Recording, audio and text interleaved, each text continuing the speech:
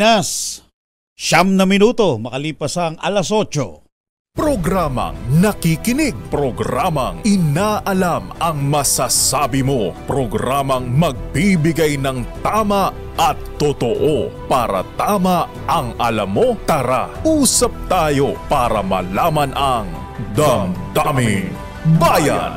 Live sa DZRH Radio, DZRH TV at DZRH Digital. DZRH Damdaming Bayan. Kasama sina Lakay Deo Macalma at Sister L Elaine Apit. DZRH Damdaming Bayan. Damdaming Bayan. Mga bandang alas 10, alas 11 po ng gabi kagabi, may mga paputok na.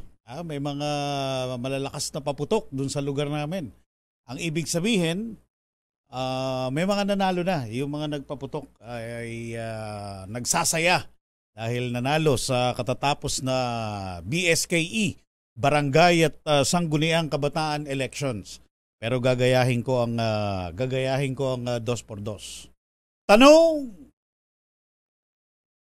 kontento ka ba sa iyong karanasan sa nagdaang Barangay at Sangguniang Kabataan Elections? Damdaming Bayan. Paki-share po, paki-kwento, paki-detalye sa amin ang inyong mga naranasan, maganda at pangit. Dito po sa Damdaming Bayan, yan ang ating tututukan ngayon. Later kahapon, biglang nagsulputan na yung mga report, lalo na yung pagdating ng alas 3 ng hapon, biglang pumasok yung mga report na napagsarhan ng mga gate. Napagsarhan ng mga pintuan ng eskwelahan. Kahit anong habol, hindi ho nakaboto. Ang daing nila, ang reklamo nila, ang angal nila, umaga pa lang daw, nakapila na sila. At dahil sa mga kalituhan, hindi sila nakaboto. Pag yun ang mga nagsalita dito sa Damdaming Bayan, naku, talagang mabiga, litanya ang aabuti natin. Kaya ang tanong po ng Damdaming Bayan sa inyo, yes, ikaw na mahal naming suki, kadamdaming bayan, kontento ka ba sa iyong karanasan sa BSKE kahapon? Damdaming Bayan. Pakibigay nyo po ang inyong mga experience, pangit man o maganda, sa mga social media platform kung saan naroon ng DZRH. Pwede rin sa aming text line at promise, babasahin po namin yan dito sa itatakbo ng ating Damdaming Bayan. Minus Lakay, Mayor Deo Macalma po. Ngayon at sa mga darating na araw. Pagtsagaan nyo muna, Reggie Espiritu, hanggang alas 10 po tayo magkarinigan. Luzon, Visayas, Mindanao, welcome sa Damdaming Bayan. Well,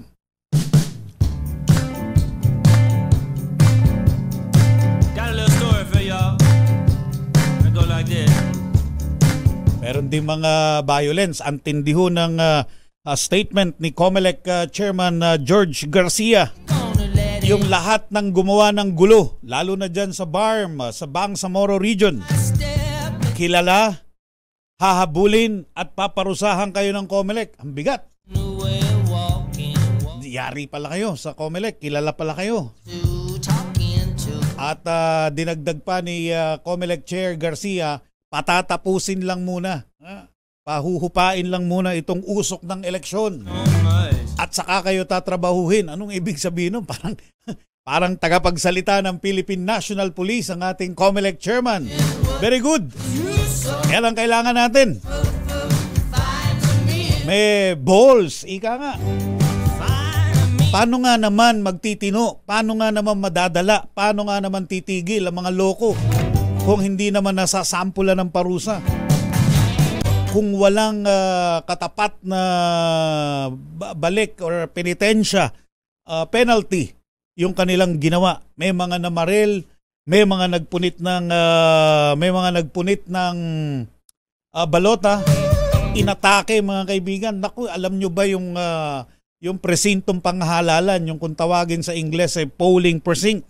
Napakasagrado po niyan. Mabigat na batas ang nilalabag nyo kapag may ginawa kayong violation sa barangay, sa polling precinct, sa presintong pang-eleksyon. Yan yung mga nangyari sa maraming lugar sa BARM, sa Bangsamoro Region. Sabi pa ni COMELEC Chief Garcia, kilala namin kayo. Mukhang maganda ang paggamit ng COMELEC sa kanilang intelligence at confidential fund. Para sabihin ni COMELEC Chairman Garcia, kilala namin kayo. Hahabulin at parurusahan kayo ng komisyon. Galing, di ba? Good morning, Chairman George Garcia. Hihingi lang ako ng mga observers, ng mga opinion, ng mga comment, ng mga remarks ng mga observer. Then pwede nating maisalang siguro si COMELEC Chairman Garcia later dito sa Damdaming Bayan. Good morning, Pilipinas. Pagkatapos ng barangay election, araw naman ng mga patay. Okay yan. May mga aktibidad, lalo na't yan ay paggunita, pag-alala sa ating mga nauna na, sa mga mahal natin sa buhay na nauna na. Nauna na dun sa dako paroon. Okay yan. Minsan sa isang taon ay pagbalaanan natin ng oras at pag-alala, panalangin, di ba? Na hindi sila nalilimutan, hindi sila nakakalimutan. Sila ay nananatili sa ating mga puso. Good morning, stick around. Sabi nga nila, pakisagutan po, pakibigay ang inyong opinion, ang inyong saloobin sa tanong sa Damdaming Bayan ngayong, di pa pala ako sabi, ngayon po ay Martes at 31 ng Oktubre, 2023.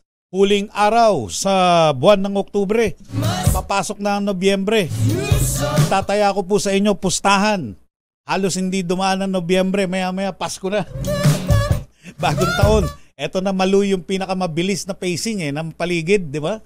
Pagka ganitong November, maya-maya, uy, Pasko na pala.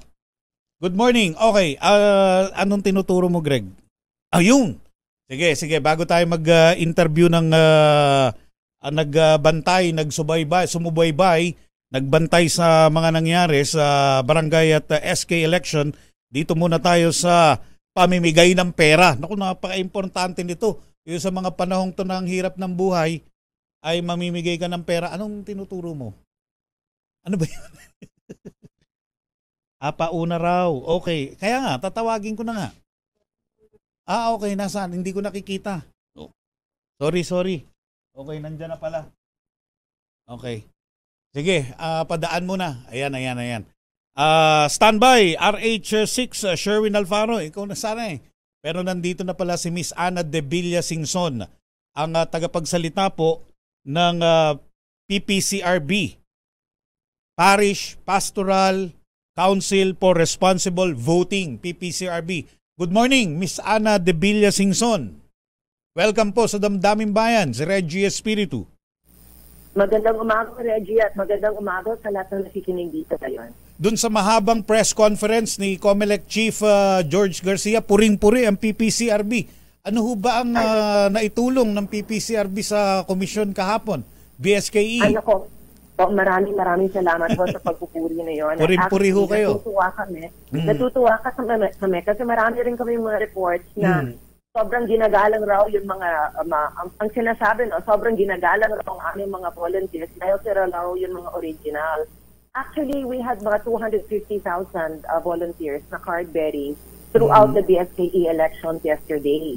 Now, yung mga volunteers namin, kitang-kita nyo yan, bawat election, and 32 years na ho kami sa PPCRB na volunteers. Tama. Kung hindi ako nagkakamali, pinanganak ito nung panahon pa ng EDSA People. EDSA People Power. Bago pa ho nun, ni Sir Jaime Cardinal Sin. Siya ho ang isa sa aming 3 founders sa tatlong haligi ng PPCRB. Offshoot po ba ito, Miss Ana, ng NAMFREL?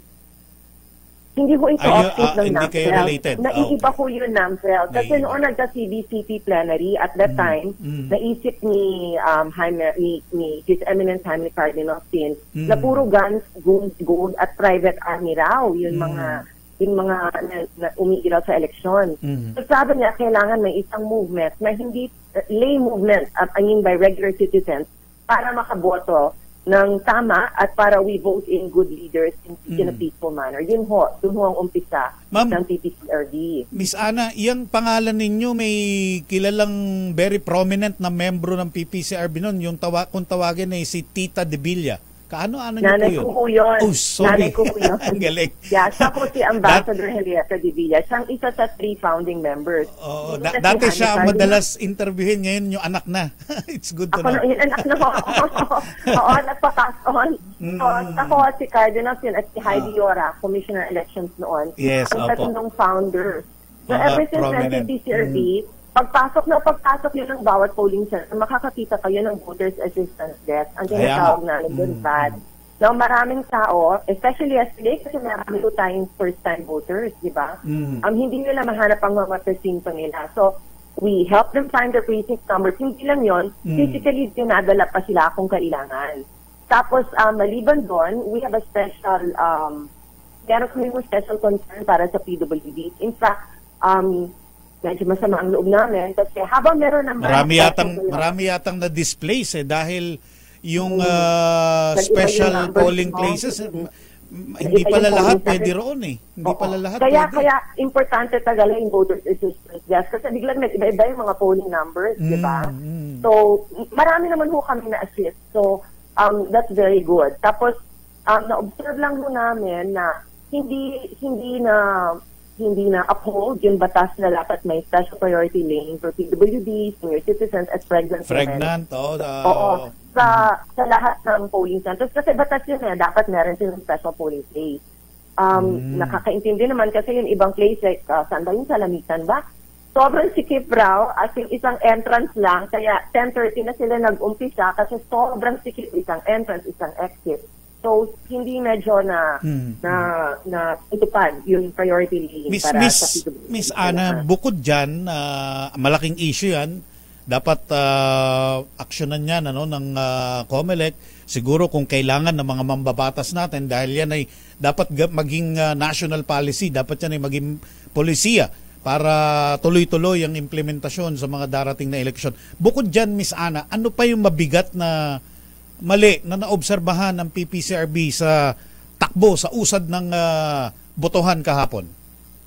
Actually, in general, peaceful naman siya. Peaceful. Pero I say in general because like, barring the Bangsamoro area na typically may violence, malungkot, pero parang tuwing election na lang, may violence incidents, may namamatay, may gunshots, may firing of guns, no? Sa Bangsamoro area. Maliban doon, peaceful naman. Pero especially in Basilan, no? Kasi yun aming coordinator doon. Napakagaling si Padre Dave Procalla. Siya po yung regional coordinator of the ARM and Maguindanao area. Sabi niya, hindi pa nag-uumpisa yung eleksyon. May karahasan na. Oo, sa may sitio ng Tambon, sa barangay Sinulatan, sa Tuburan, nag-gunfire na raw. Ito mabuti, firing in the air lang, hindi sa mga tao, no? So natakot yung voters, tumakbo. So nawala yung mga voters. I-credit naman namin doon yung PNP at AFP kasi ang bilis nilang in-augment yung security contingent fund. Tapos, dinipat nila yung election sa barangay sa Plus Uso. So, yung mga voters, transport rin sa bagong site. So, di ba sabi ni Proud si COMELEC Chair na walang failure of election. Maaaring maging failure dapat to, but because of the quick thinking of the leaders there and the PNP and the AFP, na-transfer ho nila at natuloy ho yung election. Yung mga na initially natakot, nag-uwian, bumalik ng bahay, bumalik uli sa presinto, bumoto. Transfer yung presinto. Nilipat sa mas ligtas. Tama. I think that was very quick thinking by the PNP and by the COMELEC officials. So, credit to them, no? Pero sadly naman, dapat wala naman violence. Pero, yun nga mabuti, gunfire, shot into the air. Tsaka Miss Ana, ang layunin ng botohan ay bumoto yung mga tao. Kapag ka may instance na hindi sila bumoto, lalo na marami, napakapangit nun na nasira yung intensyon ng eleksyon. Exactly. Tapos doon mo sa Basilan, kasi mainit ang dugo talaga dun yan. Kasi magkakakilala silang lahat. Tawagan namin minsan sa area na yun, Wild West. So, saan ba yun? Sa Barangay Badya, may nasamian ng buhay. Si Nasri Udin galing sa Barangay Bohelebong. Miss He Ana. was gunned down. Oo, he was gunned down. Tapos meron pang babae, sadly, bystander, na injured si Kabla Hussein. Pero natuloy pa rin yung eleksyon, ha? So, credit talaga to the security Miss Ana, forces. ang report ng Philippine National Police, 5 yung casualty, 5 yung namatay sa mga violent incidents sa BARM. Ano? Ma'am, sa tingin ba, impression ba ng mga leader ng PPCRB, lalo na sa BARM, ito'y sinadya, inutos ng mga makakapangyarihang tao, makapangyarihang sektor dyan sa BARM? Alam mo, hindi namin alam at saka it's under investigation. But based on our experience dyan, kasi 32 years na ho kami, marami ho mga rido-rido na nangyayari dyan. Kasi, okay. Tama po, tama. Oo, iba kasi yung barangay election sa mga national elections. Kasi dito, talagang pagkakakilala yung mga kandidato. At saka lahat sila isang area lang. So talagang mainit talaga ang dugo. Tapos minsan, mga rido-rido na dito na lumalabas lahat ng hinanain nila. Kami Miss Ana sa media, ang orientation sa media pagka local election, yan, mga ganyan, barangay at yun nasa grassroots. Mas matindi ang tunggalian diyan, ang mga bakbakan diyan. Dahil yan ay mas sensitive, mas maselan yung mga tao diyan. Nako. Kasi personal yung contest personal. Dyan, matindi. Personal kasi lahat sila magkakasila. Oo. Alam nyo naman ang mga tao sa atin na territorial. Teritoryo mo to, teritoryo ko to. Exactly. But there is hope. Like, sa barangay Basta, Lamitan, sa Basilan rin, yung 4 na candidate na punong barangay, nagawa sila ng peace accord. At dahil nagka-peace accord, napaka-peaceful ho doon sa sa barangay Basta. Kailangan paramihin pa pala yan, yung mga peace covenant. So sana, kaya ako sinasabi dito, para kung may nakisinig yan, sana tularan ninyo. Hindi naman kailangan magpatayan kasi wala naman mapapalitan eh. Tama pa. Saka, Miss Ana, bago ko makalimutan, pagka nagkaroon ng hearing sa mataas or mababang kapulungan ng Kongreso, anong batas na pang-eleksyon ang itutulak ng PPCRB after sa inyong mga naobserbahan dito sa BSKE? Okay. Ang gusto namin sanang i-push, matagal na to, gusto sana namin ng isang batas against vote buying. Na yung batas ba na may ngitin, a law with teeth. Yung sinasabi natin, meron siyang puwersa na pwede siyang mag-convict at magbigay ng penalties. Kasi wala tayong law talaga with penalties on vote buying right now. At saka sobrang laganap. Alam mo, isa lang po sa inyo, ito personal na experience ng isang assistant, ng isang pare na regional pare pa, pare. Hindi pare, assistant niya. Assistant ng pare. Assistant ng pare. Nakatayo lang siya nun kasi nagmamasid siya, job niya, magmasid, di ba? Naka-PPCRB ID, ito yata hindi. Hindi, yata at that time. Kasi secretary siya ng, assistant siya ng pare. Yung pare, PPCRB head yun. Okay, so, nakatayo lang siya doon kasi nagmamasid based on instructions. Nakakuha siya, as in, binibigyan na lang siya, as in, inalagay lang sa kamay niya. Nasa-shock na lang siya. 2 hours lang siya doon. Nakaabot siya ng 11,200 pesos. Wow. Totoo ba yan? Ano yan? Metro Manila po? NCR? Hindi ho sa NCR. Sa probinsya? Sa probinsya ho. But, nakaka-shock. So, kailangan po talaga natin, we have to make vote buying convictable. Kasi wala namang tayo batas na ang hirap-hirap mag-prove ng vote buying ngayon. Ang daming elements na napakahirap. So the credit of COMELEC, alam ko meron silang ngayon. So meron vote silang buying, task force. ang gusto nyong dikdikin. Okay. Sa COMELEC, ano pong gusto nyong iparating? Ipanawagan, appeal? Appeal, panawagan. Well, medyo nagkagulo sa CBLs, di ba? Sa computerized voter list kasi na-change. Ang mabuti naman dyan ay pinadala nila sa PPCRB at I think also to the other election-related associations, yung CBLs, para imugbod ng maaga. No? But that still caused some confusion and it could have caused some excitement if not properly handled by the PPCRB Voters Assistance Desk in the parishes. May napasadahan akong news report diyan sa Caloocan, hindi ko lang alam kung North Caloocan, na napakalaki. Pero milyon-milyon pala ang botante diyan. Marami yatang hindi nakaboto. Sa mga staff, sa mga volunteer ng PPCRB, ano pong report? North Caloocan. In Caloocan, they did not report naman about massive disenfranchisement. Ang report doon, na nakuha ko kahapon, ang napapansin nila, minsan yung mga poll watchers ng mismo mga kandidato, pinapayagan mag-assist ng voters. Hindi dapat yun kasi if you're a poll watcher of a poller watcher of a candidate, hindi ka objective, di ba? Siyempre, bias. Mag-electioneering ka rin at the precinct levels, hindi naman dapat yun Kaya naman may PPCRB poll watchers, sila dapat ang nag-assist. Pero nakita nilang nangyayari in the Caloocan area. We also heard about this report in other areas nationwide. So, dapat hindi ganoon. Dapat siguro mas vigilant. Yung mga BIs, mas strict siguro in enforcing na kung sino ang mag-assist. Dapat BI, yung mga assistants ng BI, or kung yung PPCRB, na apolitical talaga at itself. Huwag naman yung mga poll watchers mismo ng mga kandidato. Hindi dapat ganoon yan. Against election GI guidelines yun So, mali yun. And then, we also noticed na there were also incidents of fake voters na marami nagre-report. Nandun na sila, tapos na nagboto na sa pangalan nila. In fact, meron kami mga fake voters na na-record on video by the mahuli ng mga PPCRB volunteers. So, that's still happening. So, I guess we need a little more vigilance. But credit mo to the COMELEC, walang failure of election. Out of more than 42,000 barangays, 0 failure of election. At saka kita mo yung kwento ko sa iyo kanina sa Basilan, nagagamit na para matuloy lang yung election, transfer nila sa ibang barangay at transport pa yung voters. So talagang there was a commitment towards making elections happen. Miss Ana, ayaw nyo bang i-push sa from PPCRB's end na maging automated rin kahit itong barangay SK? Maganda yung pag-automated, ang bilis Eto, tinan mo, inabot na naman may mga inabot ng hating gabi, di ba?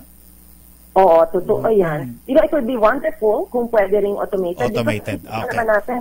Tsaka yung automated, it takes out many things the benefits as we see, kasi 32 years na po kami dito, so nakita namin yung strengths and weaknesses ng manual, yung strengths and weaknesses ng automated. Yun sa manual kasi matagal, di ba?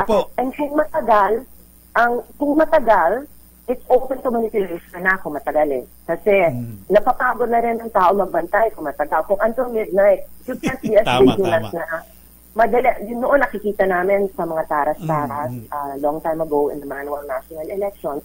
Pagpagod na, minsan ibang name nang nalalagyan. Kunwari, ang pangalan dapat Sevilla nalalagay sa iba na. Tapos minsan, pag later, dadagdagan na ng 0, yung 10, nagiging 100 in the final. Miss Ana, isa pang nakita ko maganda yung yung mall voting. Di ba? Okay din yun, di ba? Dapat maging yan, ma-institutionalize. Yes, maganda. We definitely recommend that. Kasi ang daming namin pictures of mall voting. Ang ganda. Tapos tuwa pa yung mga tao kasi aircon. Hindi sila naiinitan. Tama. Diba? Saka mas order. Miss Ana de Villa Singson, ma'am, igawin nating installment itong mga diskusyon na to. Babalik po ako para sa inyong mga comments at observations, pero I'm really pressed for time. Ako po ipit na sa oras. Thank you, ma'am. Thank you. Thank you for giving PTC every time and more power to you. Of course, ang laki ng tulong na ginagawa nyo sa bayan. Miss Ana de Villa Singson, maraming salamat. Spokesperson, PPCRB. Well, ikaw nang susunod ang iyong pamimigay ng pera. Pwede bang shoot na natin si Sherwin sa banga? Okay. Mamigay muna tayo ng sa mga nalulumbay nating kababayan. Nasaan ba si Sherwin Bata Alfaro ngayon? Uy, nasa barangay Tugatog. Kumusta kaya election yan? Sige, malakas promo muna ni Sherwin Alfaro. Dahil malakas ang kako makinig sa DZRH, malakas ka rin sa amin. Itodo nyo na ng malakasan ang inyong radyo at makakay na ang matiyempuhan ng aming roving reporter na nakikinig o nanonood sa DZRH. Instant, mananalo ka ng malakasang 1,000 pesos sa DZRH Malakas promo, hatid sa atin ang kauna-unahang radyo sa Pilipinas, DZRH. Una sa Pilipinas, una sa Pilipino. Good morning dyan sa mga taga-Tugatog Cemetery sa Malabon. Sherwin, pasok! Yes, Reggie, dito nga tayo sa likuran lang tong bahagi ng Tugatog Cemetery. Ito yung Tugatog Public Cemetery na controversial ngayon. Dahil nabaklas na pala rito yung Giniba. imahe ni yung imahe ni San Miguel tsaka Uy, paborito ko yun siya, yung nag-aaway, yung masama tsaka mabuti. Tuwing Semana Santa, alam mo, wala na yun. Ito public figure na pamilyar yung maraming Pilipino. Dahil nga dito sa sementeryo ng Tugatog, matatagpuan yung imahe na yun. Subalit ngayon, wala na. Dahil pati pala yung libingan din ni Ben Tumbling. Inabutan mo yan, Reggie, si Ben Tumbling. Kilala mo yun? Oo, yung notorious na na hold-upper, parang ganun. Hindi, action star yun. Si Ben Tumbling. Hindi, yun, crime yun siya. Nag-aaway pa sa ere. Sino ba si Ben Tumbling? Hindi mo pala kilala Notorious na. Wanted yun, wanted. Ano ko ba? Wanted, notorious na wanted yun. Di ba? Hindi yung tumbling ng tumbling. Buti na lang siya. Buti na lang. Ginawa ng pelikula. Oo, notorious siya. Napatay. Oo. Ayun, pag nang-hold up siya, nagtatumbling. Crime does not pay, ya? Mahuli-huli. Kasi, kaya, naging Ben Tumbling dahil magaling tumakas. Alis-alis. Hindi na uhuli-huli. Nung simula, magaling tumakas. Na-workout na rin yung kanyang nicho. At yung ilang pang maraming kababayan natin na sabi, isa sa privado yung lalagyan ng kolumbaryo. Sherwin, oo. Teka lang, yung tinatanong mo, go. Tapos na yung tinatanong mo, yung ban. Tinatanong mo yun, di ba? Yung ban. Oo. Dahil meron din tayong dalang vitamin F ngayong umaga. Pero, okay, bukod sa vitamin malakas F. pakikinig, ito, may malakas ang nakikinig dito. Ito yung radyo, ayan, katabi ng sibuyas. Daming sibuyas. Yan, sibuyas. Magkano kilo? Sibuyas. Yung local 120 lang. Yung imported? Hindi ka pisado. Kami, ano magtitinda? Ano to, tindahan sa looban? 110 po. 110 yung, mas mura yung imported. Gusto ko yan siya, yung melon. Melon ba yan? Melon, no? Oo. Ako yung mga magbabaon dyan ng Kinakanaw yan, di ba? Kinakanaw. Ayun na, may mga prutas na. So, dapat babaunin nyo, hindi madaling mapanis. Magbaon kayo ng sibuyas. Matagal yan. Mekos yan. Pero, ito talaga nakikinig at nanonood. Kuya, paano mo? Jomar din yan po. Kuya Jomar, palagi ka ba nakajuni sa Teacher? Good morning, Jomar.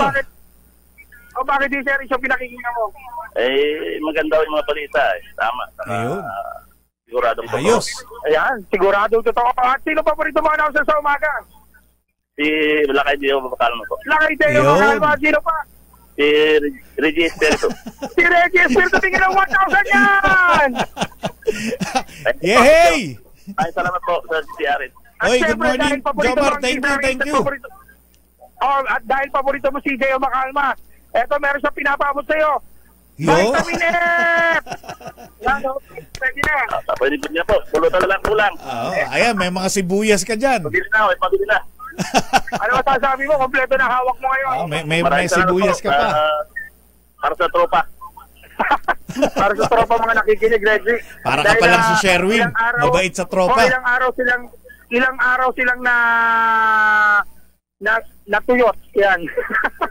Nauhaw. Makakainom na ngayon. Uhaw. Oo. Makakainom na ngayon ng super special on the door. Yan, galing kila kay Deo Makalma yan, ha? Maraming salamat po. Maraming salamat po. Thank you, Jomar. Maraming salamat din sa iyo at ikaw ang dahilan. So bakit number 1 ang DZRH sa mga surveys ngayon? Kaya naman nagpapasalamat kami sa mga malakasang nakatutok, nakikinig sa radyo at nanonood sa TV ng DZRH baka kaya ang susunod na winner natin ng Deezer H Malacash promo, RH number 6, Sherwin Bata Alfaro, tuloy-tuloy sa pagbabalita, tuloy-tuloy sa serbisyo, sama-sama tayo, Pilipino. Maraming salamat, RH6, Sherwin Bata Alfaro. Oras sa Damdaming Bayan at sa buong Pinas, alas 8:38.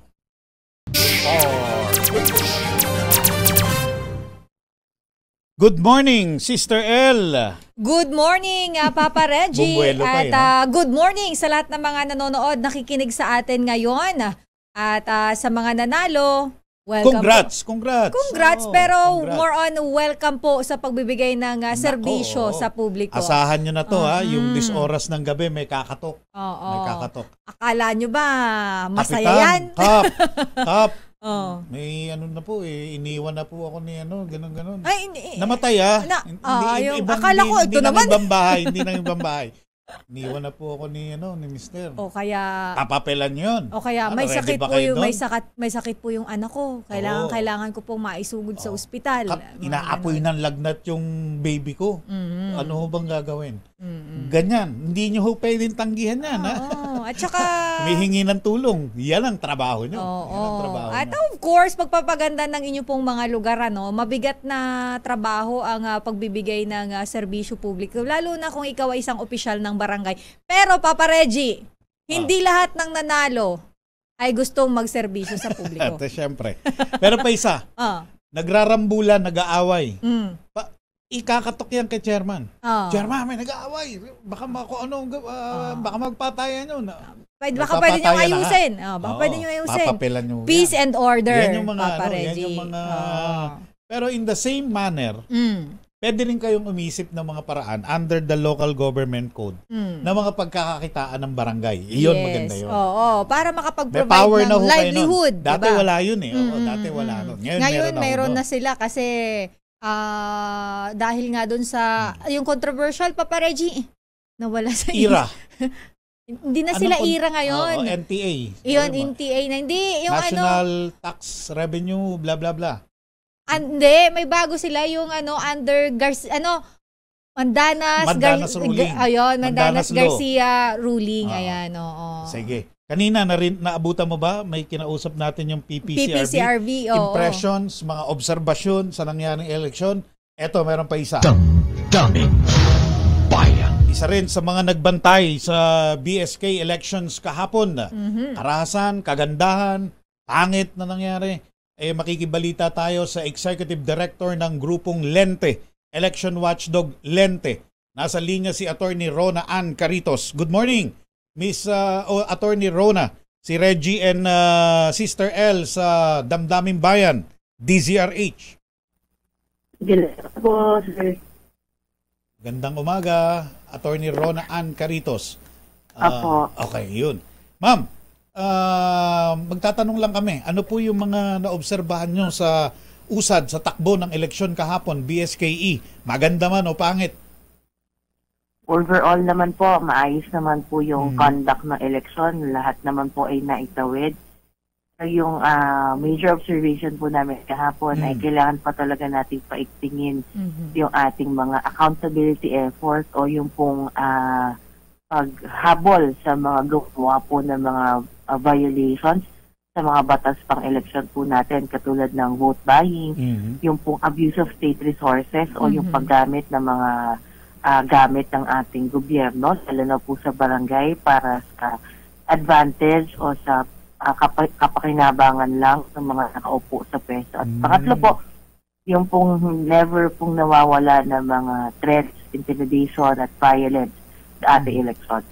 Okay. Tingin nyo, kagagawan nyo mo ng mga nakapwesto at yung mga minamanok nilang mga kandidato?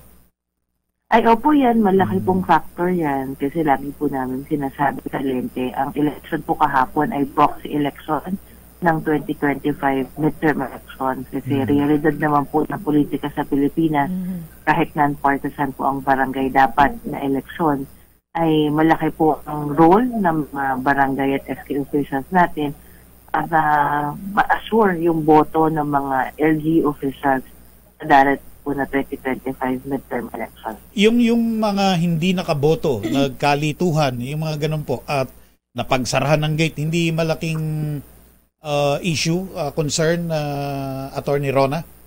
Malaking concern po yung mga nawawalang pangalan. Kasi nung nagsimula po, pati rin po yung mga hindi nakaboto kasi ayaw po natin yan. Disenfranchisement po yan. Pero simulan ko po doon sa mga nawawalang pangalan. Kahapon po na nagsimula ang botohan, kahit alas 5 pa lang doon po sa mga early voting areas natin. Ang number 1 report po na tatanggap natin ay yung mga nawawalang pangalan. So yan po, nakalagay naman po sa regulation ni COMELEC. Dapat ang pangalan mo ay nasa EDCBL o yung Election Day Computerized Voter System na tinatawag natin. Kung wala na ng pangalan mo, hindi ka makakaboto. So mahalaga po na tandaan ng mga kababayan natin. Lalo na po yung mga hindi nakaboto kahapon dahil nawawala ang pangalan nila.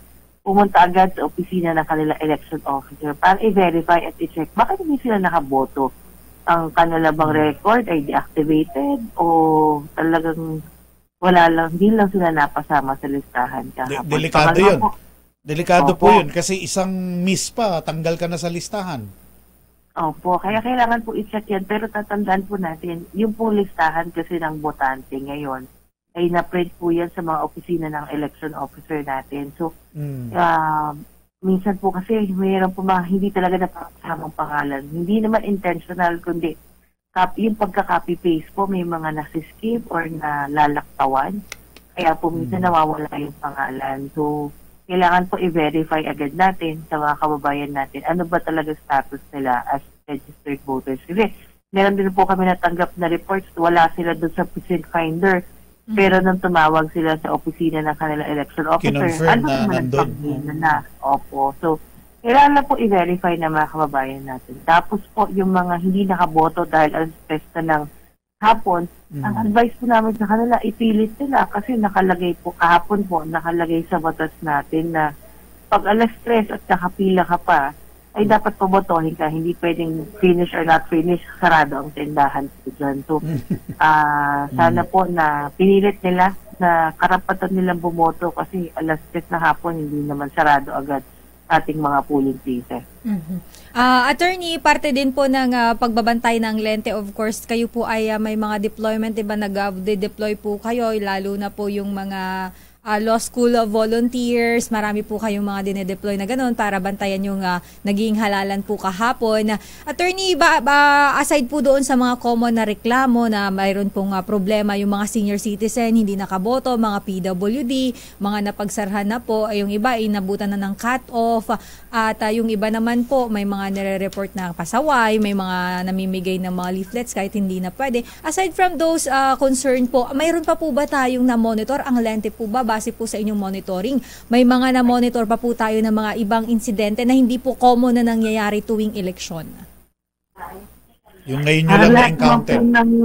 Opo, parang lahat naman po na nangyari kahapon ay replay. Yung madalas na nangyari. Replay na. Po, yung maganda naman na nakita po namin na positive, lalo po nitong Sabado-Linggo.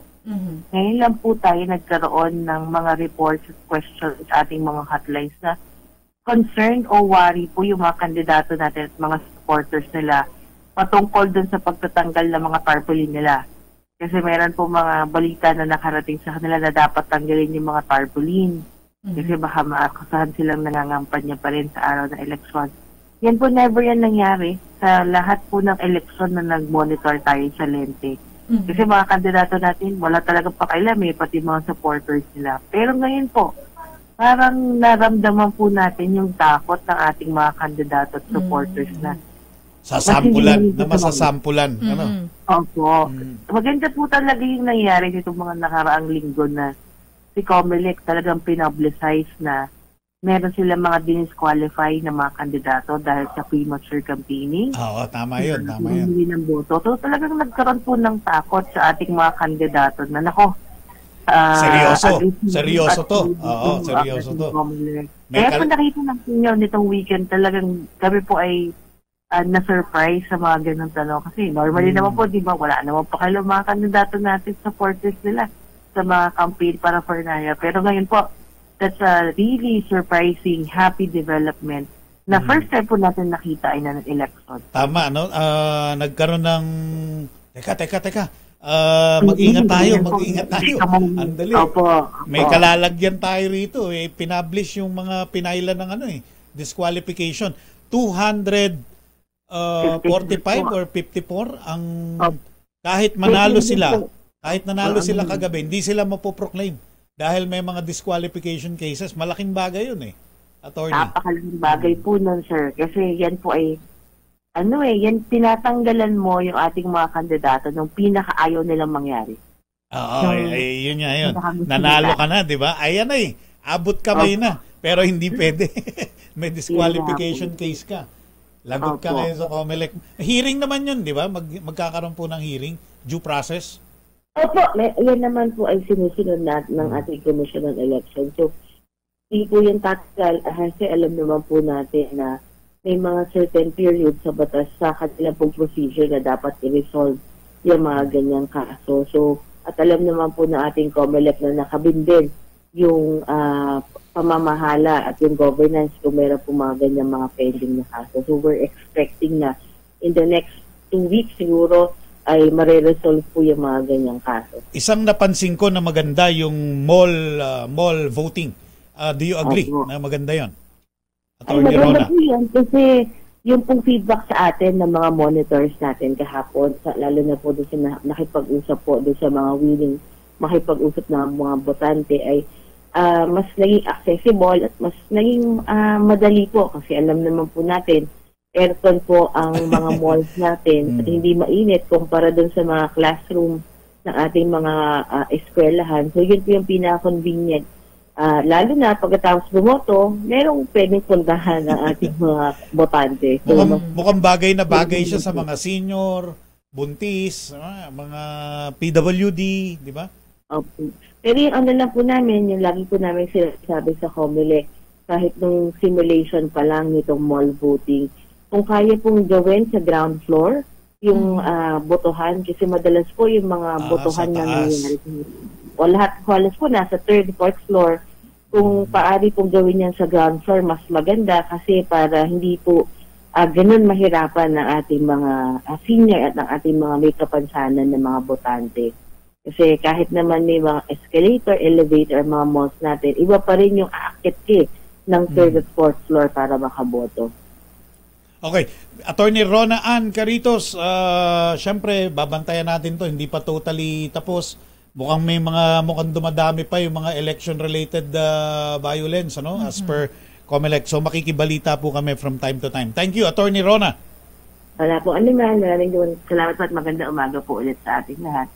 Executive Director, Election Watchdog Lente, Attorney Rona Ann Caritos. Damdamin Bayan. Pero yung statement ni COMELEC Chair Garcia, mabigat yun. Kilala kayo? Hahabulin, parurusahan. Yung mga gumawa ng kalokohan sa barn. Yung mga rido-rido, yung pala yun. Yung mga away-away daw sa lugar. Sorry, Papa Reggie, na-distract lang ako. Mukhang mali yung pangalan ni attorney sa TV. May nag-comment na sana ba yun nawala yung comment. Kasi Ona yung nakalagay. So edit na lang siguro natin. Rona po. Attorney Rona Caritos. Thank you, Attorney Rona. Pasensya na po. Mali yung nailagay na pangalan sa TV. Okay. Baka makita na attorney sabihin, pati ba pangalan ko? I-libel tayo. Fake news. Baka kasuhan tayo ng fake news. Tanong ng Damdamin Bayan. Tayo ay may tanong sa ating mga... Kontento ka ba? Ikaw, yes. Ikaw na mahal namin. Nakadamdamin Bayan. Kontento ka ba? Tuloy mo. Kontento ka ba sa naranasan mo or na-experience mo, sa na-experience mo sa Barangay at Sangguniang Kabataan elections kahapon. Kumusta ba yung naging flow? Para sa tingin mo ba? Mas organized ba ngayon? Mas organized ba? Mas okay ba? Hindi ka ba na-hassle? Mabilis mo ba nakita pangalan mo? Presinto mo? Hindi ka ba nagkanda-hilo-hilo at nagka-vertigo kakahanap kung nasan yung pangalan mo? So, i-comment nyo yan sa aming Facebook Live sa DZRH News at sa aming pong YouTube channel sa DZRH News Television. And of course, sa ating text line, Papa Reggie, na ang numero 0919-282-6485. At aside sa usapang eleksyon, nakakatapos lang kahapon sa usapang araw ng mga patay naman tayo, Papa Reggie. So sa mga nanonood, nakikinig, Baka, alam mo dito sa May Buendia kanina nakita ko, may mga ilang-ilan ng pasahero na feeling ko pauwi na sila. Magpo-probinsya na. Ngayon talaga magpo-probinsya. Bumoto muna. Bumoto muna tapos uuwi. Kinuha muna yung mga pulyeto. Kinuha muna yung mga election paraphernalia ng pinakikita ko yung kamay ko eh. Bakit ginagano? Kinuha muna yung mga UL. Yung election paraphernalia ng mga kandidato sa BSKE. Kinuha muna. Paraphernalia yun hindi Na may palaman. Oy, may mga nagre-report po sa atin ng vote buying. So doon po sa mga natalo na mga kandidato na nagrereklamo ng vote buying or kahit doon sa mga hindi natalo pero kayo po ay mayroong concern na nakakita kayo, nakasaksi kayo mismo at meron kayong mga ebidensya, i-report nyo po yan sa COMELEC. Okay. Oras, Sister L. Standby. Mga kadamdaming bayan. Oras, Sister L. 1 minuto na lang, 9:00 na. Damdaming Bayan. Nakuhan muna natin ang mga balita, malalaking mga storya sa labas. Simulan natin sa, tama ka, araw na nga ng mga patay naman. Ang sinisilip-silip, tinatanaw-tanaw ng ating mga kababayan. Pati ng mga taga-media. Meron na situational report. Tanggap tayo ng situational report dyan po sa Manila North Cemetery. Mga bata, nilalagyan ng name tag. Aba, syempre Papa Reggie kasi kapag nahiwalay sa magulang, yung iba nga, ang ginagawa nila, mayroon pang contact number. Oh, yung name tag. May contact number, ganyan. Parang maleta ha, nilalagyan ng name tag. Pero 'di ba? Parang para sa akin okay 'yon. Oo. Just in case hindi mo naman gustong mawala sa iyo anak mo pero aksidente, 'di ba? Maliban na lang boy, kung tatangay talaga ng bata yun Ayun talaga, wag naman sana no. RH29 Boy Gonzales, pasilip nga diyan sa Manila North.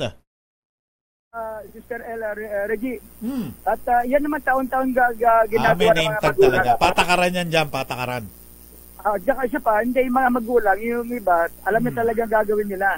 In case na ang ginagawa nila ay nilalagyan na nila ang tag na bago mapunta sa simenteryo. Pero kung walang tag, bago magpunta sa simenteryo, meron mga nakatalaga rito na Manila Social Welfare Department na naglalagay ng tag, pangalan, cellphone number, address ng mga bata at para magulang para mabilis na 4,000 na boy ang nandyan. Nabasa ko yung nasa whiteboard. 4,000 na as of 8 a.m. ang tao dyan. Ang dami na nun Hindi na. Mahigit na. Mas dumami na ngayon. Alas 9 na eh. Marami na. Marami pumapasok eh. Ipinapaalala muli na Manila na bawal yung mga pinapasok, mga lighter, mga vape, mga sigarilyo. Si Secretary Benar Abalos ng BIRG nag-inspection dito sa ito andyan sa video na pinarating natin. Andun si DILG-SEC.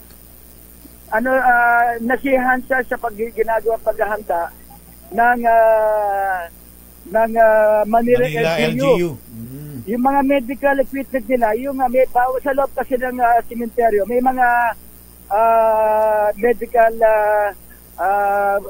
yung nakapesto yung kanilang mga tent at kumpleto yung MDRRM. Mayroon ding ambulansya ng MDRRM. Pinakita yung kagamit yan. Nasiyahan nitong si Secretary Abalos Jr. sa paghahanda ng Manila LGU na makausap niya si Director Rosel Yayay Castañeda ng Manila North Cemetery. Papaalis na si Secretary Benhar at nag-inspection at nakita niya rin na Reggie, yung portable toilet. Pwede ka nang mamili rito. 3 to. Male, 3 klase.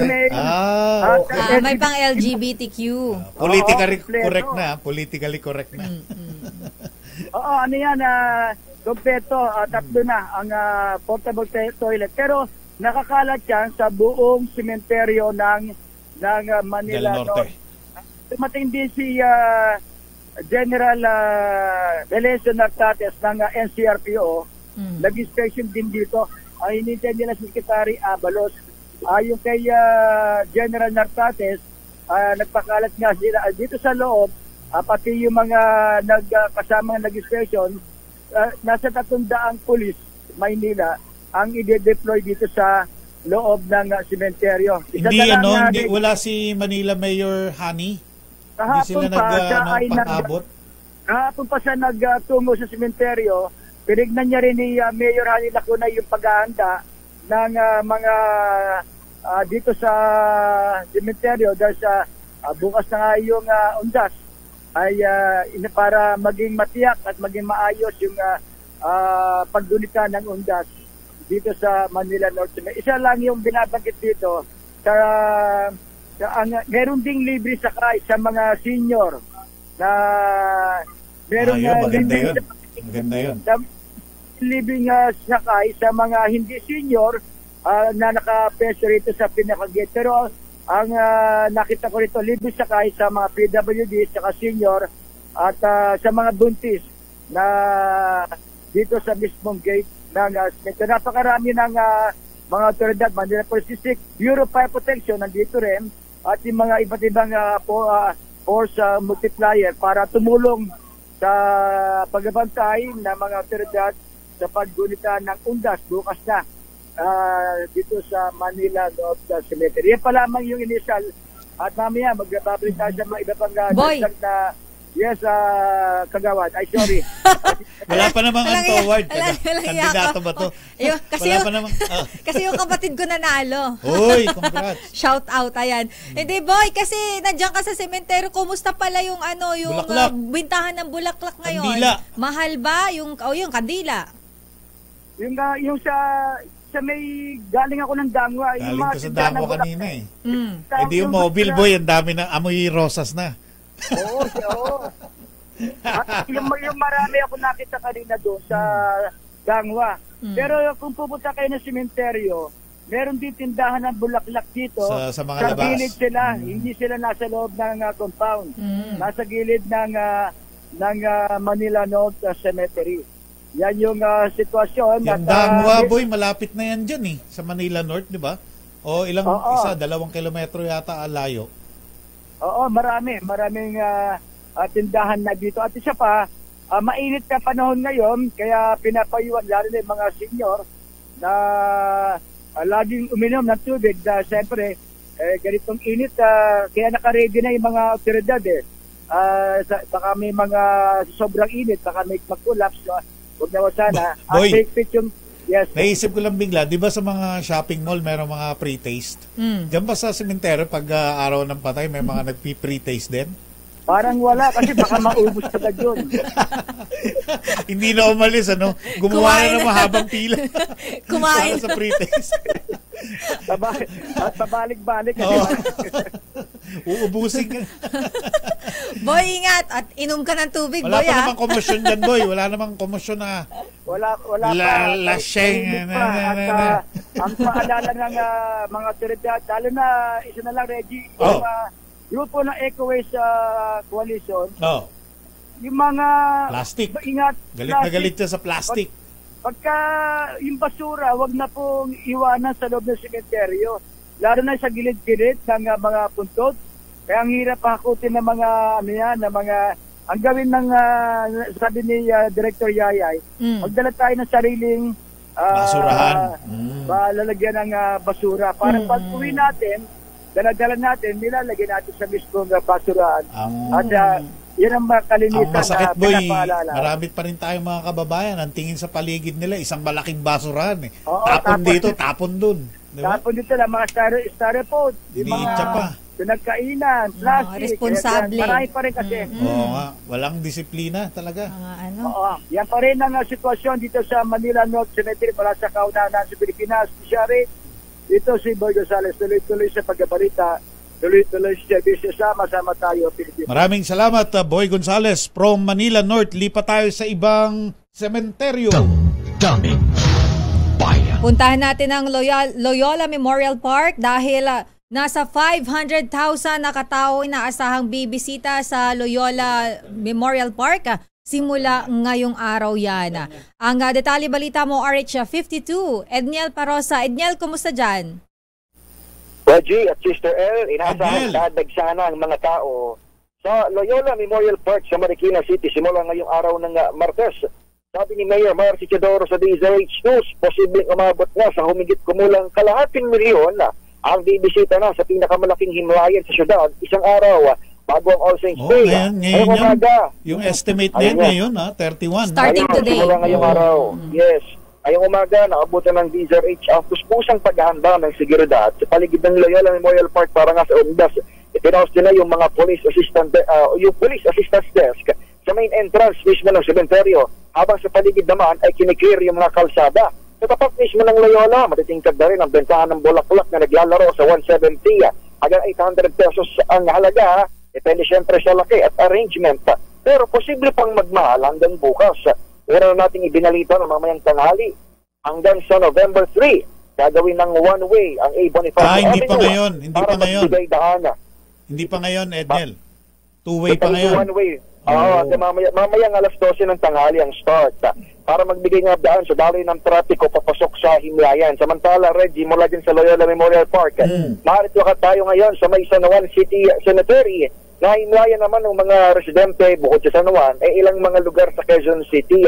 Inaasahan naman ni Mayor Francis Zamora na mayroon 5,000 hanggang 10,000 individual ang bibisita rito sa sementeryo ito ng San Juan para sa panahon ng Undas. Mayroon na rin ditong mga tent na nagkakanlong sa mga taga-titinda ng bulaklak, ng dila, maging yung mga pagkain, Reggie, para ditong may bazaar dahil meron ditong mga tindahan na ito, mga apple punch, yung mga palamig, may mga pagkain, may mga mobile pizza stall at iba pang mga pagkain na kailangan muna ng mayor's permit bago makapagbenta rito sa tapat ng San Juan City Public Cemetery. Itong kahabaan ng Colonel Bonnie Serrano Avenue, kung hindi pamilyar yung ating mga listeners, ito yung kali sa tapat ng Campo Crame. Ito yung magiging one-way din.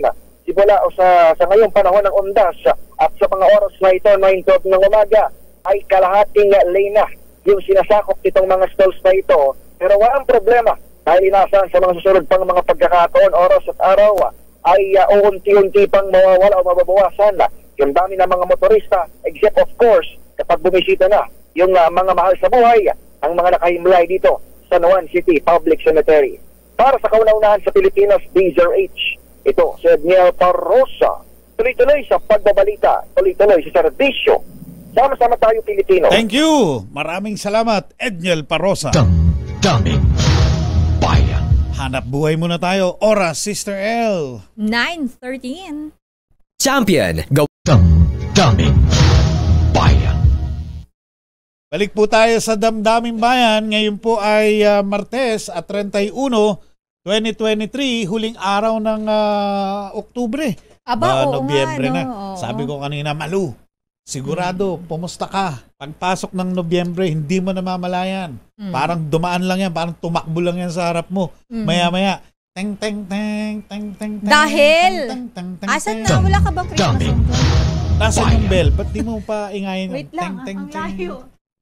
Jingle bell, jingle. Tumayo pa. Tumayo pa. 55 days na lang po. Pasko na. Ayan. Pero bago yan, magano po kayo magbigay po kayo ng inyong experience, ng inyong karanasan. Kontento ba kayo sa ginawa nyong pagboto kahapon? Ano ba yung mga inyong mga experience sa pagpunta uli sa presinto, polling precinct? Okay ba? Wholesome ba yung experience? Level up ba or pangit pa rin? After 5 years, kasi 5 years, di ba napurnada yan? 2020 napurnada, 2022 napurnada. Ngayon na lang ulit after ng 5 taon. Lima. Pero nawawala yung mga comments sa YouTube. Bakit? Ano nangyari? Sino kumuha? Sino labas nyo yan, ha? Nakakainis ka. Pinangako namin yan, nababasahin namin yan. Oo nga, nangako tayo. Kanina may mga nababasa na ako. Kaso, ano kayo nangyari? Ba't wala? Simple lang, refresh. Hindi, na-refresh ko na. Oo, kailang refresh na ako dito. Tingnan mo, baka malware yan. Ransom malware. Huwag na grabe. Joke lang. Agad-agad. Sabi dito okay. Ayan, may instruction. Ang dami daw luhaan. Okay, habang hinahanap mo yan, sandali lang. Meron tayo mga reports pa. Damdaming Bayan Tuesday.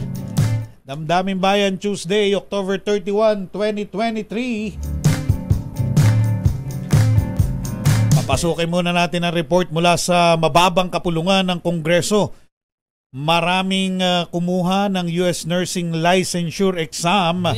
Posible raw lalong pang makaapekto sa healthcare system ng bansa. Brain drain, diaspora, yung pag-aliso ng mga medical professional natin. Sa detalye, narito si RH12 Milky Rigunan. Milky? Reginald at Sister L, nakakaalarmang mataas na bilang ng mga nursing graduates sa bansa na kumuha ng US Nursing Licensure Exam. Ayon kay Congressman Marvin Rillo, mula January hanggang September 2023, umabot sa 26,972 nursing graduates ang kumuha ng naturang pagsusulit. Sabi ni Rillo, mas mataas ito ng 117% kumpara sa 12,399 lamang noong 2022. Nababahala si Rillo na ang mataas na bilang ay makakaapekto sa pangangailangan ng bansa ng mga nurse. Kailangan niyang gumawa ng paraan ng gobyerno at maglaan ng pondo para sa dagdag na benepisyo ng ating mga nurse pati na ng local health sector. Muling nanawagan si Rillo na ipasa na ang panukala na layuning itaas ang salary grade para sa entry level na mga nurse. Mula 15 patungong 21 o mula mahigit sa 36,000 pesos ay gawin na ito na mahigit 63,000 pesos. Layunin ito na maengganyo ang ating mga nursing graduate na manatili pa rin sa bansa para dito na lamang magtrabaho. Una lang sinabi ng World Health Organization na kung walang gagawing hakbang ang Pilipinas, aabot daw sa 250,000 ang kakulangan sa nurse sa bansa pagsapit naman ng 2030. Para sa kauna-una sa Pilipinas, DZRH, ako si Milky Rigunan. Tuloy-tuloy sa pagbabalita, tuloy-tuloy sa serbisyo, sama-sama tayo, Pilipino. Milky! Yes, Reginald. Ano yung sinasabi mong hearing sa Congress? Kailan ba yan? Special session. Special session? Bakit? Para saan? Oo.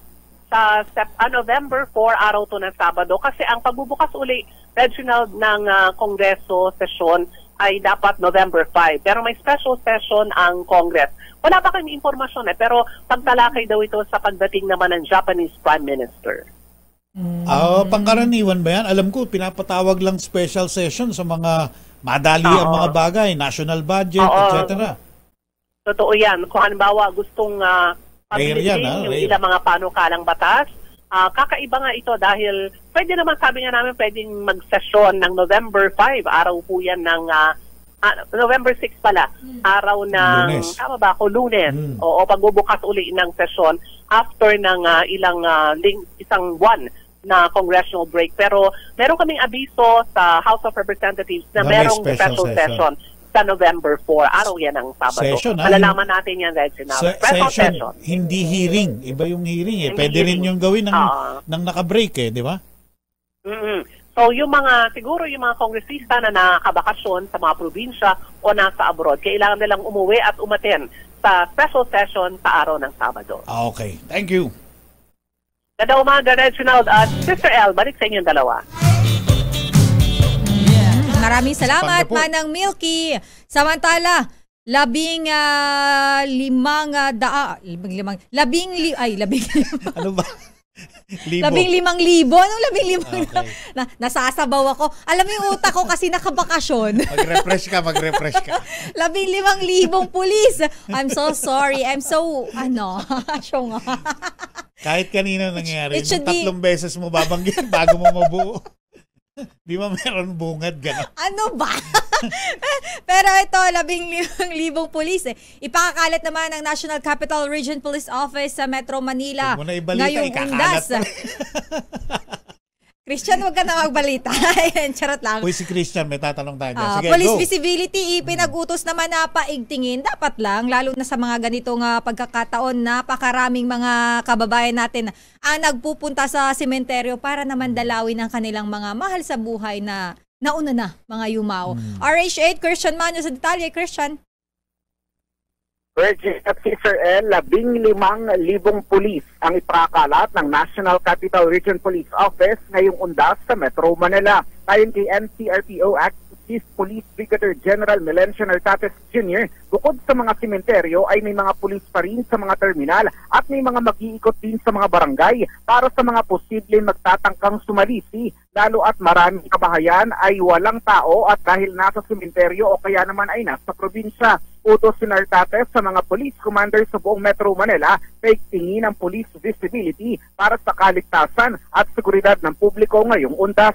Samantala, tutulong din ang pulisya sa pagbabantay ng mga ipinagbabawal sa loob ng sementeryo, kabilang na ang alak, matutulis sa bagay tulad ng kutsilyo at iba pa. Para sa kauna-unahan Christian. sa Pilipinas. Yes, Reggie. Oo, sinundan mo ng gusto si Comelec Chairman Garcia kahapon. Akala ko may mga engagement ulit na related sa nangyaring eleksyon. Ang base sa schedule na inilabas ng Comelec, Reggie, sila ay magbibigay ng update at magkakaroon ng press conference ngayong umaga kaugnay sa naganap na botohan kahapon para sa Barangay at SK, maging yung naging resulta o turnout nung nangyaring botohan, maging yung proklamasyon kagabi, Reggie. Balita ko, tumaas pa yung mga election-related violence. Sa kodigo mo ba? Ilan na? Doon sa pinakahuli nasa 11, pero ngayon aantay natin yung update mula sa COMELEC kung ilan nga ba yung consolidated na bilang ng election-related violence na naganap dito nga sa barangay at SK elections. Pero katulad ng sinabi ng COMELEC, naging matagumpay ang naging halalan kahapon. Kahapon tigil tayo yung statement ng PNP na 5 sa BARM yung namatay. Yan ay tumaas na pala, Christian.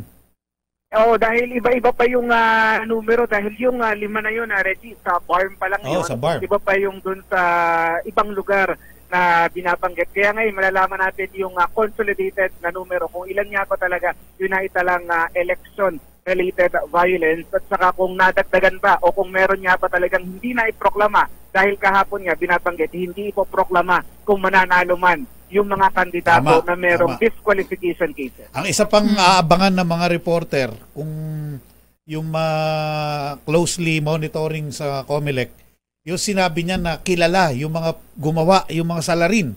Kilala, hahabulin, parurusahan. Yung very interesting yun, Tama dyan. Maging yung binabanggit dun sa vote buying na di umano, kinasasangkutan ng ilang opisyal o politiko, ngayon, hingi tayo ng follow-up regarding dyan sa mga usapin na yan, Reg. Okay, so may press con pala mamaya. So abangan natin yan. Thank you, Christian.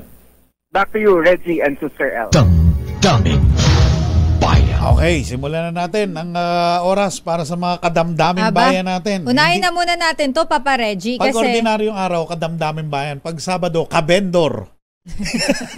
Pwede ba yan? Tsaka ano yung kila Ricky Alegre, kila Yusek? Natawa ko sa'yo. Ano ba? Bigla ka na lang sumisingi. Kakaya mo yan. Kaya mo yan. Kakaya mo yan. Plug natin. Wait lang, wala akong walang speaking of ka-vendor, natutuwa ako dahil nagpunta ako dyan sa Talisay nung nakaraan, Papa Reggie. Naarawan ka ba? Ang ganda pala ng... Yung mga pisngi mo na arawan? Nag-rosy chicks ako doon. Pati yung pisngi sa... Ano na naman? Hindi. Ang ganda pala ng club, Balay Isabel. Oo, maganda pala. At ang view doon maganda. Nakikinig si Sir Jomay, sisingiling. Hindi, nagpunta lang ako doon kasi maganda lang talaga. Na-appreciate ko ang view ng Taal Lake. Napakaganda dahil nandoon yung mismong Taal makikita mo. Kaya si Tita Ems madalas pala dyan Oo, sa Balay Isabel. Nagtatatakbo pala to sa beach. Malaki yung area nila. Lake yan. So, hindi dagat? Hindi dagat. Lake siya, oo. Tsaka may malaking swimming pool kasi doon. Ayun. So, nag-alabibi muna ako na charot lang. Pero nakakatawa na. Naarawan yung mga pisngi mo, ha? 2 lang pisngi ko. 4. Alam mo, tanong mo kay Christian. Loko-loko kayo. Papahamak nyo pa ako. Sige, game. Ayan, sige. At shout out pala muna kay... yung provincial director ng PNP dyan sa Batangas. Ayan, hello po. Good morning. And hi. Ano pangalan? Nakalimutan ko yung pangalan. Walang pangalan. Pero mambinati walang pangalan. Kabrad nila kayo ni. Bumabate si Congressman Ador Pleito. Congratulations sa lahat ng nanalo ala PBBM si Congressman Ador. Katatapos na barangay at SK election sa lahat ng nanalo sa 6th District ng Bulacan. kabilang ang 53 barangay sa bayan ng Santa Maria, Angat at Norsagaray. Congratulations from Kong Ador Plato. Bumati ka lang din naman. Binabati natin ang maligayang kaarawan. Ang si Ka Eduardo Manalo, ang Executive Minister ng Iglesia ni Cristo. Happy birthday po. Good morning and of course, happy birthday po. Yan po ay pagbati mula kay retired Police Brigadier General James Brillantes and family. At aside from that, nagpapaabot din siya ng pakikiramay, Papa Reggie, sa pamilya naman. Sorry kasi birthday yun. Pero ito isingit ko na lang din. Ito naman po ay pakikiramay sa pamilya ni Jerry Baha. At pati tayo. Tayo of course ang ating taus-pusong pakikiramay kay Sir Jerry at sa kanya pong pamilya dahil po sa pagyaon ng kanyang mahal na asawa ni si Ma'am Ana Rosalie Baha. So our condolences po. Schoolmate ka Jerry Baha, my deepest condolences. At Papa Reggie, kanina, sabi mo, banggitin ko yung pangalan. Ayan, Provincial Director ng Batangas Police Provincial Office, si Police Colonel Samson Belmonte. Ayan. Belmonte. Hello po sa inyo dyan, sir. Tama ba ako? Baka mamaya iba pala yung pangalan na kung sino-sino binati. Sabi mo, sabaw ka eh. Sabaw ako. Hindi, pero ito, shout out din nanonood sa atin ngayon. Hindi ko pwedeng palampasin to. Sino? Si Tata Al Villanueva. Ayan, isang magandang umaga. Nanonood sa atin ng mga Tagaland Transportation Office dyan sa Manila South District Office. Tata Al Villanueva. Love you po. Ayan. Love you, sir. And Kodus pala, alam mo, Papa Reggie, ito samantalin ko na yung pag-shout out ko. Kasi ang bilis at ang ayos ng proseso, ito, well-organized ang proseso ng kung ikaw ay kukuha ng lisensya o kung anong mga ayusin mo dyan sa LTO, dyan sa LTO Manila South Licensing Section. Well-organized po talaga ang opisina at mabilis po ang proseso. Pipila ka lang ng maayos, mabilis ang proseso, kaya mabilis ka din makakakuha ng lisensya. Kung may selection, pamimili ng pinakamaayos na tanggapan ng LTO, iboboto natin yan. Of course. May note pang love you, Sir Al. Kakainis ka.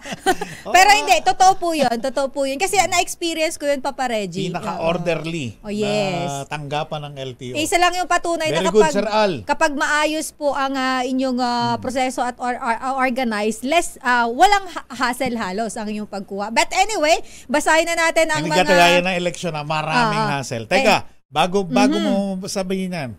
Bago mo basahin. Standby sa ating mga kadamdaming bayan. Standby din sa Business is Our Business Report ni Miss Nicole dahil tayo ay Damdaming Bayan. Oras muna, Sister El. Commercial ulit? Pinagdidilatan tayo. Ang sabi pa naman dito, akala ko hindi na kayo magpo-programa, magko-commercial na lang kayo, sabi dito. But anyway, ang oras, 9:35. Champion, gawang peerless na Damdaming Bayan. Pakinggan muna natin ang Your Business is Our Business Report ni Miss Nicole Lopez. Presyo ng mga petrolyo sa buong mundo, inaasahang bababa. Naku, salamat naman. Hindi pa pala agad. Sa pagtatapos pa pala ng taon. Pero posibleng gambala dahil sa Israel-Hamas war. Naku, ibig sabihin, hindi pa rin sigurado to. Your Business is Our Business. Miss Nicole Lopez, go!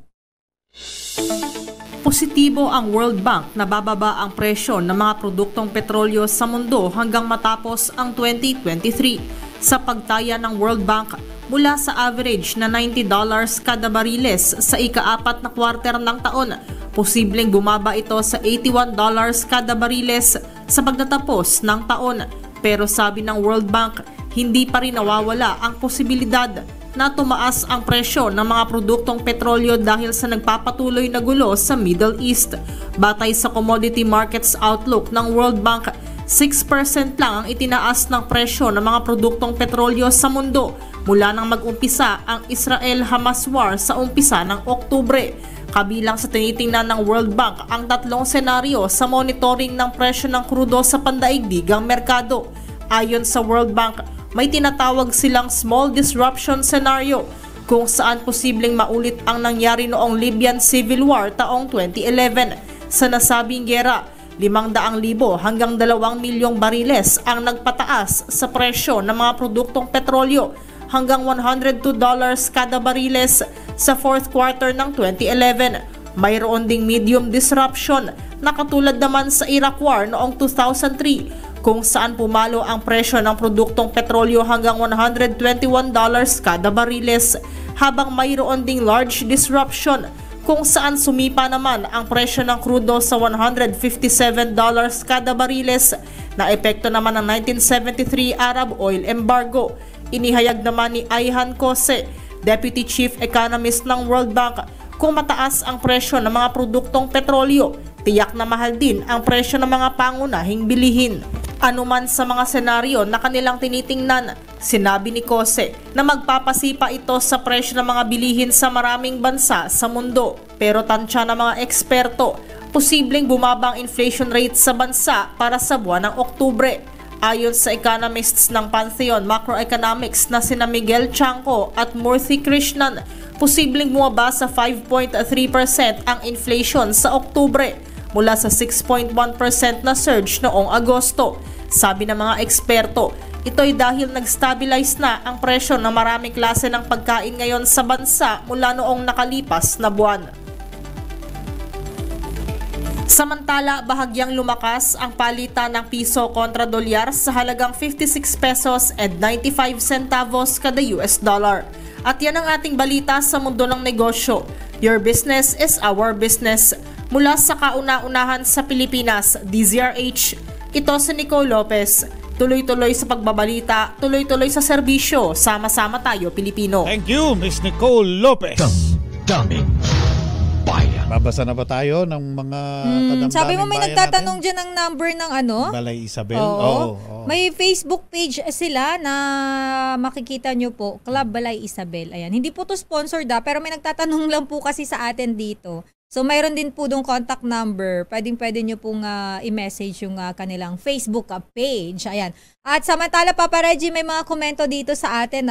Sabi ni Tita Ganda, ang sabi niya, took me about 15 minutes for the whole process of voting yesterday. Mas matagal pa ayusin ang kilay ko. Ang ganda na experience niya. Maganda yung Very kanyang good. experience. Pero sabi naman dito ni Jonathan Erlano, yung mga nanalong kandidato, linisin nyo yung sandamakmak na kalat sa loob at labas ng mga polling precinct. Sana Ayun. napuyat sila dahil naglinis. Pero ako nakakatuwa dito sa may area ng Pasay, Papa Reggie, dun sa may area kung saan ako nag-i-stay. Paglabas ko, ang linis. Wala kang makitang kahit anong Yun na bakas. yan, siguro, yung mga Sobrang nanalo, linis talaga. Oo. In fairness, nakakatuwa. Sana hindi the morning after lang. Marami pa pong araw na darating. In fairness, malinis naman yung lugar, pero natutuwa lang ako na pagising ko, wala na yung sandamakmak na posters. Tinanggal na talaga nila lahat. Very good. Tapos, ito naman, sabi ni... Hindi kaya pa good shot naman dahil baka may disqualification case. Tapos nagpapagood siya para hindi madiin. Ang dami mo comment. Pwede rin yan. Uy, seryoso yung trabaho nyo sa mga nanalo. Ako rin, yung Barangay 173, Malibay, Pasay. Congratulations sa mga nanalo dyan. Headed by, matatawa ka siguro rito. Kilalang kilala to. Ang pangalan, Dolphy Paderes. Nakakatawa rin siya. Pero Dolphy nga ang pangalan. Hindi diba? siya si Comedy King. Diba? Pero kapangalan niya. Yan ang barangay chairman sa barangay 173. Malibay, Pasay. Dolphy and the gang and the group. Congratulations. Pagbutihin nyo. Galingan nyo. Eto, mayroon akong Pabilibin babatiin mo pala, Papa Reggie. Hindi ko pa lalagpasin. Kung bumati ka kasi hindi ko siya babatiin. Pagsasabihan ko siya, ayusin mo yung public service dapat action at dapat totoong may malasakit. Kapatid ko kasi ito. Kapag ayusin mo kung hindi talaga. Iba yung ayusin mo tsaka umayos ka Ayusin mo kung hindi iradyo kita. Umayos ka dapat. Congratulations sa kuya ko. Ayan, si Manoy. Kuya Vivlaner Lanner Apit. Ayan. Manoy, congratulations dyan sa barangay 663 A Zone 71 dyan sa lungsod ng Maynila. Manoy, congratulations. Ayan. Pakiayos. Pakiayos. Samantala, may mga comment tayo dito, Papa Reggie. Sabi ni Jose Amante Jr., sa kanila daw sa Taguig, hindi maganda ang section para sa senior at PWD. Kasi po nung pumunta kami doon para sana kami bumoto, ay may waiver pa silang pinagagawa. Kaya imbis na mapadali, nagpahirap patuloy kasi kung di mo naalala ang numero ng presinto, di ka rin makakaboto. Kaya hinanap na lang namin ang presinto namin at doon na lang kami bumoto. Napakabilis pa at walang naging problema. Mga PWD kami at 2 senior ang kasama namin. Saan yan? Saan? Diyan sa may Taguig. Very good. Ayun. Maganda experience. Mabuti naman at pleasant ang experience. Medyo nahasa lang daw sila doon sa waiver. Oo, pero nung pagpunta nila sa presinto, okay naman. Si Edniel Parosa ang tumutok nung yung maraming mga dumaing na senior. Oo. Kasi sa 3rd o 4th floor pa yata. At si James Maldonado ng Operation Tulong, 'di ba? Yung problema diyan sa may area ng Quezon City, San Bartolome sa Quezon City, PWD at senior citizens ano nga din. Naman ang aasahan mo sa senior 3rd floor? Oo, 3rd to 5th floor ground pa floor akitin mo doon. Mabagal na sila di ba? So sana yun lang din ang isa sa mga napansin natin na common na complaint ng mga senior at PWD. Samantala sabi ni Maria Divina Celestra Olorvida, okay naman daw sa barangay nila. Salamat daw sa mga volunteer ng PPCRV sa tulong nila sa mga botante. Galing. Yung PPCRB. Ito may tanong dito sa atin, Si OG Makapagal RD, sa katabing barangay namin nagtay ang candidate for barangay chairman. Paano kaya mariresolve ang ganun? Okay na ba ang tossed coin? Meron nagto-toss coin. Oo, di ba meron? Pero yan ba ay Uy, naalala ko tama, may nagto-toss coin. Si Pepe Pacheco nanalo raw, sabi ni Malu. Oo nga pala, congratulations, siya po yung controversial na punong barangay candidate na nanalo controversial siya. Dahil sa kanyang jingle. Oo, yung kanyang jingle na paborito ni Nakaideo. Patugtugin. Sinitsitan mga kaibigan, sinitsitan ng Comelec dahil sa double meaning. Tinigil niya yun tinigil niya yun. At Medyo sumunod naman si talaga Pepe. si Pepe.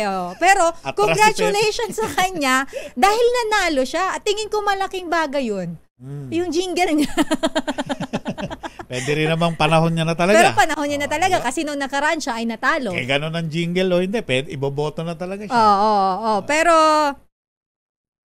congrats kay Pepe Pacheco. Oo, napa-comment tuloy sa rin, atin si Ma'am Marilu de Guzman. Sabi niya, Sister L, nanalo pala si Pep.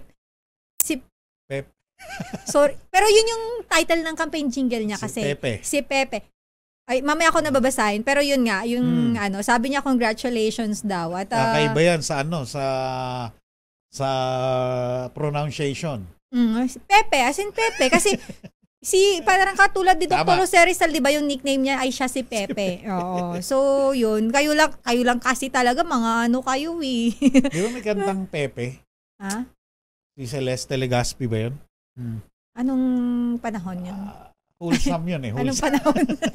Pero sige, game. Sa atin na mga Facebook page, sabi ni Reggie Acosta, barangay election is awesome only in the Philippines. Yun yung comment niya. Ewan ko sa kanya. Baka maraming hindi nakaboto. Baka. Sabi naman ni Ronald Tumbaga, 4 na dekada na po ang pangit na napakausok na illegal. Iba naman to. May nirereklamo siyang illegal na Blue Jeep Terminal daw sa tabi mismo ng barangay hall ng West, Bahak-Bahak, Olongapo City. Mayroong reklamo sa atin. Yung usok ng jeep. Matindi daw.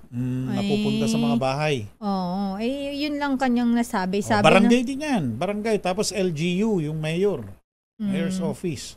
Pero barangay yan, basically. Trabaho yan ng barangay. Sabi dito nako, pagbalik nila kay for sure, paulit-ulit naman niya ipi-play yung jingle ni Pepe Pacheco. Baka nakalimutan na po yun kasi medyo matagal siya. Lipas na. Wala na panahon. Po yun. Wala na sa panahon. Wala na pong hype yun. Pero sabi ni Rosel Barba, 2 oras po bago nakaboto ang husband ko sa Makati po. Matagal. Kasi dahil doon sa waiver, hindi maayos ang system nila. Ikaw, Greg, kumusta boto mo? Pagboto mo kahapon?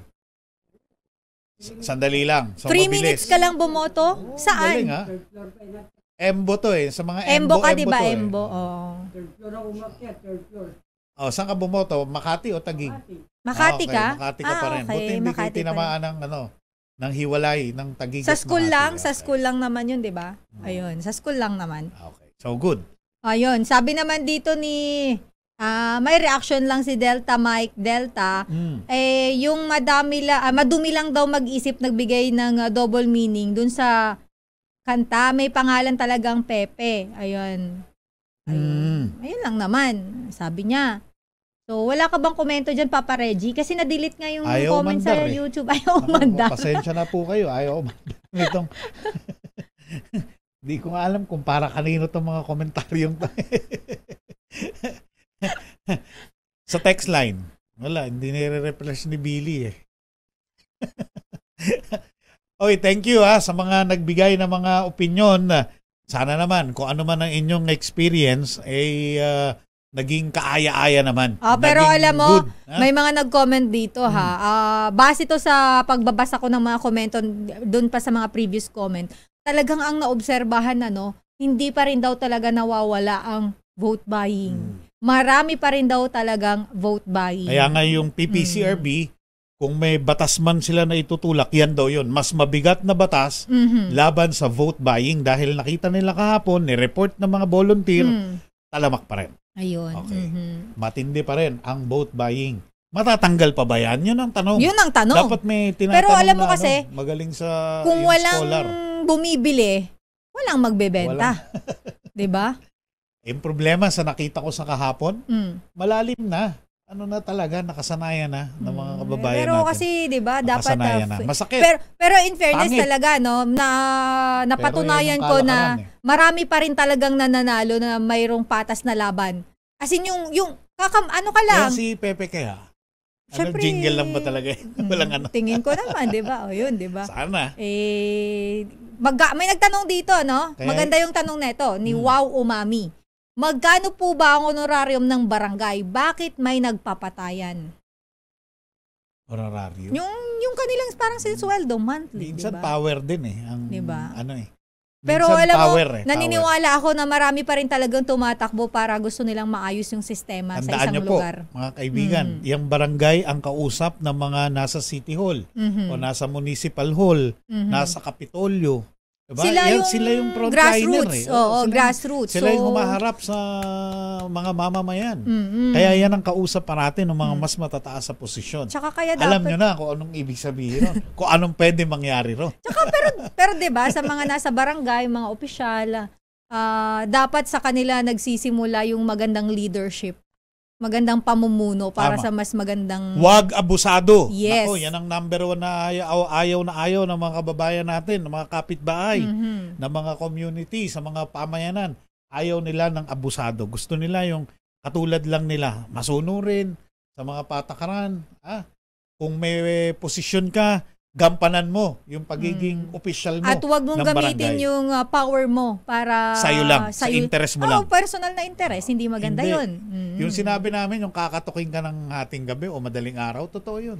Alam mo, Papa Reggie, kaya nga sabi ko sa tatay ko nung nabubuhay pa, isang beses ka lang tatakbo, huwag mo nang uulitin, masakit sa ulo. Paano? Happy weekend na.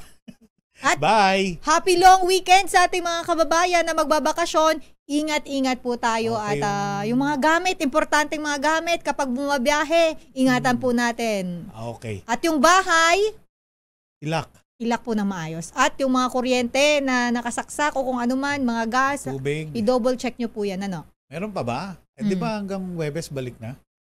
Konti na lang yung time na yun, Konti na lang ba? Pero sabi ni Bal Gonzales, ngayon daw maraming mag-uuwi. Oo, kanina nga, meron na ditong nakikita ako sa May Buendia. Kung ano man po yan, kung paano man nyo gagamitin itong long vacation, sana po'y kaaya-aya yan. Sana po'y pleasant, ligtas, at komportable kayo. Sa ngalan po nila kay Mayor Deo Macalma, ako po si Reggie Espiritu. Thank you. Salamat. Magkarinigan tayo ulit bukas. Sister El po, Elaine Apit, mag-ingat po tayong lahat. God bless. Abangan si Miss Wonder Woman May Binauhan sa DZRH Operation Tulong. Bye. Oras, Sister El. 1 minuto makalipas ang 10:00. This time check is brought to you by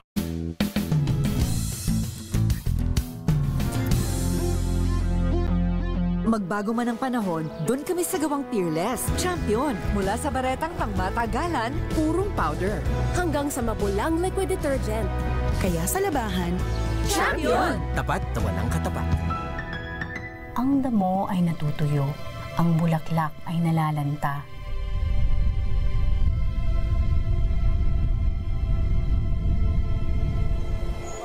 Ngunit ang salita ng ating Diyos ay mamamalagi magpakailanman.